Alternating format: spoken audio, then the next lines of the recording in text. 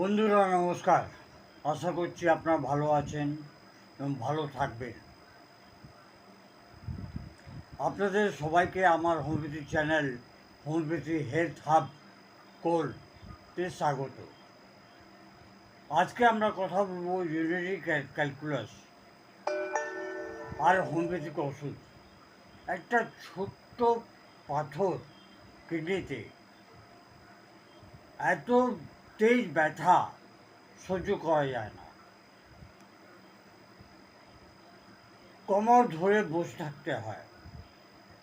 হঠাৎ কোমর কিংবা পেটের মধ্যে ব্যথা, অসহ্য ব্যথা, এটাকে এড়িয়ে যাওয়া যায় না।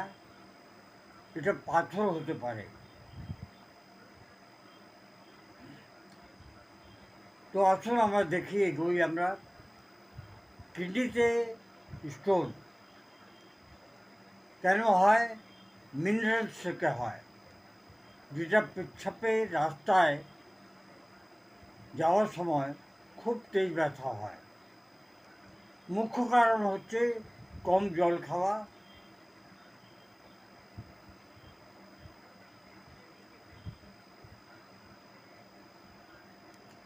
খুব তেজ ব্যথা, পেচ্ছাপে জ্বালা, পেচ্ছাপে রক্ত এবং নসিয়া আর ভমিটিং। কারণ হচ্ছে কম জল খাওয়া, বেশি নুন খাওয়া, তেল মশলা ঝোল বেশি খাওয়া। আর সবচেয়ে বড় যে কারণটা হচ্ছে জেনেটিক কারণ। আসলে আমরা দেখি হোমিওপ্যাথিক ওষুধ কী কী আছে। হোমিওপ্যাথিতে কোনো রকম সাইড এফেক্ট নেই। প্রথম যে ওষুধই হচ্ছে ওটা হচ্ছে ভার্বাইস ভালগারিস।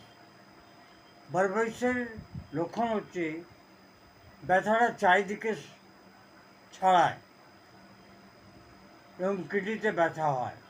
ক্যান্সারিস তেজ জ্বালা এবং পেচ্ছাপে আরও জ্বালা হয়। ল্যাকোপোডিয়াম ডান দিকে পাথর। সাসাপেরিলা পেচ্ছাপ করার লাস্ট আওয়ারে খুব তেজ ব্যথা হয়। ওসমিয়াম ক্যান তীব্র ইউরেটারে ব্যথা। বন্ধুরা, আপনার যদি কোনো সমস্যা থাকে আপনি ইমিডিয়েটলি হোমিওপ্যাথিক ডাক্তারকে সম্পর্ক করবেন এবং ওনার কাছ থেকে পরামর্শ নেবেন, কেন যে হোমিওপ্যাথিক ওষুধ খুব ভালো কাজ করে। ধন্যবাদ।